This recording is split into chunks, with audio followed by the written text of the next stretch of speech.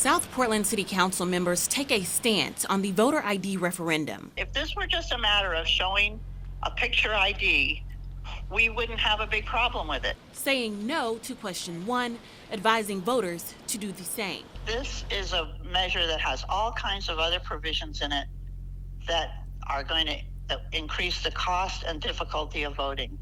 And the voters need to know that. Republican state lawmakers support the Citizens Initiative backing question 1, saying that the purpose of the referendum is to make Maine elections safer by requiring voter ID at the polls. But South Portland Councilmember Natalie West says approving the referendum would do much more than that. It's not unusual that these kinds of initiatives have a lot of unresolved questions.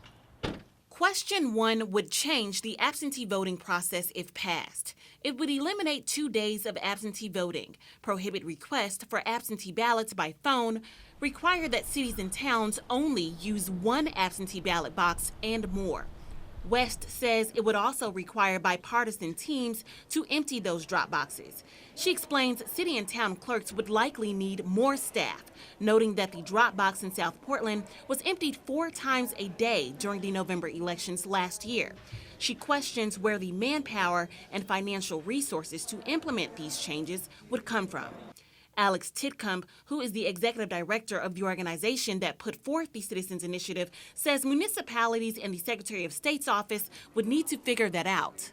The town would have to, allocate the resources from their town budgets. How do you do that? Where would that money be pulled from? Because it has to come from somewhere. So would it be pulled from other programs? Would it be pulled from the police department, the fire department? Would it be pulled from the school budgets?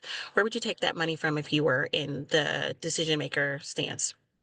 Well, there's a lot of variables right there. It really depends on what town. In South Portland, Raya Wooten, News Center, Maine.